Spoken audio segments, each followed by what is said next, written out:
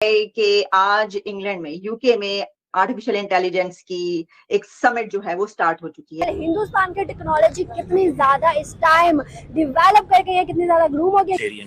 देखिए इंडिया की खूबी है इंडिया फॉर आर्टिफिशियल इंटेलिजेंस और आर्टिफिशियल इंटेलिजेंस फॉर इंडिया। हमारे मजहब में भी ये कहा गया है कि हमारा हिंदू और मतलब हिंदू हो गए और ईसाई कभी मुसलमान के अच्छे दोस्त नहीं हो सकते। India has the nuclear weapons, India has big military, India size में इकोनॉमिकली एक बड़ी मुल्क है। सर इस टाइम इंडिया वाकई में के पूरी दुनिया में सबसे आदमी मंडी में वो है कि इनका नाम है कि उनका मुकाबला किसी खिलाड़ी से नहीं बल्कि खलाई मखलूक से है जो सब कुछ करती है लेकिन दिखाई नहीं देती। वहाँ 5G के बाद 6G की तैयारियां चल रही हैं। इसी के साथ इंडिया में भी पहली समिट होने जा रही है एआई की, आर्टिफिशियल इंटेलिजेंस। और मोदी की परछाई मिल जाए प्लीज, वाकई हम डिजर्व करते हैं, बहुत थक चुके हैं। इंडिया भी उसमें शामिल है और इंडिया उस समिट में हिस्सा ले रहा है जो यूके में हो रही है। हिंदुस्तान में रहते उनको दबा के रखते हैं, उनकी आवाज ही निकलने देते। क्या हम अपने सारे लीडर्स को एक अकेले नरेंद्र मोदी के साथ कंपैरिजन कर सकते हैं? बिल्कुल नहीं कर सकते। मुल्क इस वक्त मुश्किल हालात से गुजर रहा है,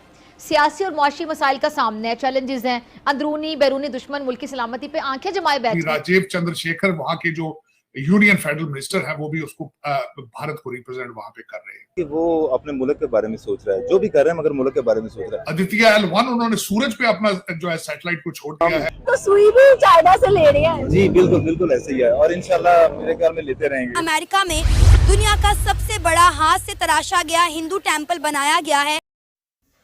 हमारे YouTube चैनल हिंदुस्तानी हाइट्स में आपका स्वागत है दोस्तों। भारतीय टेक्नोलॉजी और भारतीयों के दिमाग का लोहा तो दुनिया ने हमेशा से ही माना है। भारतीय इंजीनियर दुनिया की सर्वश्रेष्ठ कंपनियों के CEO पद पर काबिज हैं और दुनिया को एक नई दिशा दे रहे हैं। आर्टिफिशियल इंटेलिजेंस जिसका आजकल बहुत ज़्यादा धूम मची हुई है, उसके लिए एक समिट हो रही है यूके में, जिसमें इंडिया समेत पश्चिमी देश भी हिस्सा ले रहे हैं। पाकिस्तानी मीडिया में इसी बात पर चर्चा हो रही है कि भारत की डायरेक्शन क्या है और हमारी डायरेक्शन क्या है। भारत जहां आर्टिफिशियल इंटेलिजेंस जो कि फ्यूचर है दुनिया का, उसमें अपनी महत्वपूर्ण उपस्थिति दर्ज करा रहा है, जबकि हम इज़राइल फ़िलिस्तीन के वॉर में ही हमारा सारा दिमाग जा रहा है। हम घोड़े पर चढ़कर फ़िलिस्तीन में जाकर लड़ाई करने पर ही हमारा ध्यान है। एक क्रिकेट टीम तो हमसे संभल नहीं रही है, लेकिन हमें दुनिया भर से लड़ाई करनी है। So let's enjoy.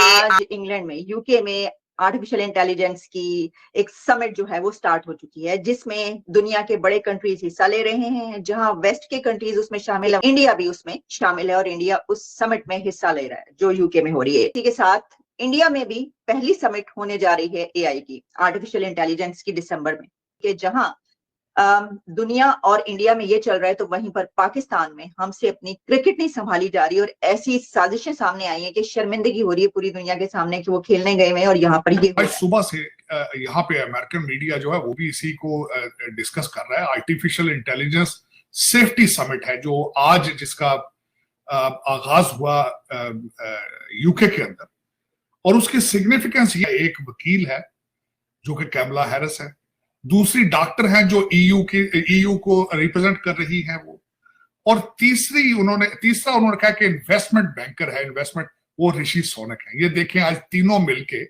ये दुनिया के लिए क्या चीजें करते हैं। फिर इसमें इलॉन मस्क जो है ट्विटर या एक्स के मालिक जो है वो भी वहां उसमें शरीक होंगे।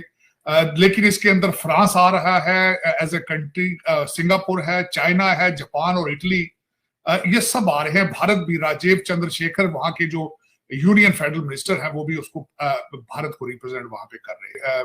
राजीव चंद्रशेखर साहब, उन्होंने इस चीज का ऐलान किया है कि दिसंबर 10 को इंडिया के अंदर भी जो है इसका आगाज किया जाएगा। अब मैं यहाँ मेंशन ये करना चाहूंगा कि मोदी जी की जो आर्टिफिशियल इंटेलिजेंस के हवाले से जो उनका अपना एक विजन है उसको कहते हैं इंडिया फॉर आर्टिफिशियल इंटेलिजेंस और आर्टिफिशियल इंटेलिजेंस फॉर इंडिया।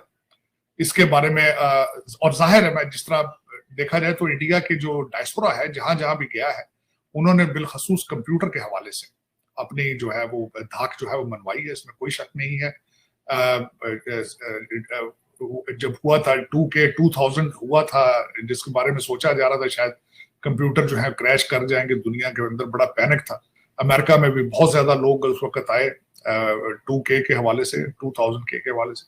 और आजकल भी जहां देखा जाता है कि अगर साइबर सिक्योरिटी के बारे में कॉन्ट्रैक्ट्स अगर देखे जाएं तो वैसे आर्टिफिशियल जहां भी देखा जाए तो भारतीय जो है वो अपना लोहा मनवाने के लिए आगे आगे होते हैं।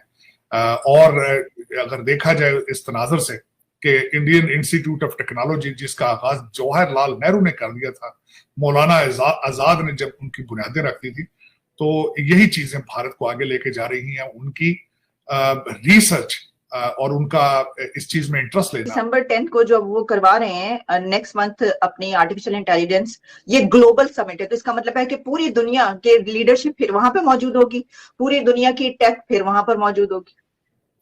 इस वक्त अगर देखा जाए तो they have monopoly on this basis, on the computer और intelligence manufacture, not only computer intelligence. अगर देखा जाए तो आज अमेरिका का सारा जो कंप्यूटर सिस्टम है, क्योंकि आप माइक्रोसॉफ्ट के देख लें, गूगल के सीईओ देख लें, इस इंडस्ट्री सिलिकॉन वैली कैलिफोर्निया चले जाए तो आपको यही लगता है you are sitting in a mini India. क्योंकि आप जब नफरतों के दरवाजे बंद करेंगे तो अकल के दरवाजे तब खुलेंगे। इंडस्ट्री पे भी, आर्टिफिशियल इंटेलिजेंस की इंडस्ट्री पर भी आगे इंडिया ही रूल करता हुआ नजर आ रहा है।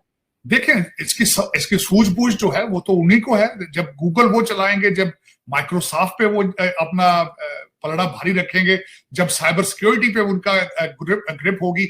यहाँ पे नासा में अगर आप देखेंगे इंडियन डायस्पोरा कितना एम्प्लॉयड है ऑलरेडी। और दूसरा, उन्होंने जिस तरीके से आप स्पेस के अंदर मोनोपोली अगर उनके देखें बनेगी आने वाले दिनों। अदित्य L1 उन्होंने सूरज पे अपना जो है सैटेलाइट को छोड़ दिया है।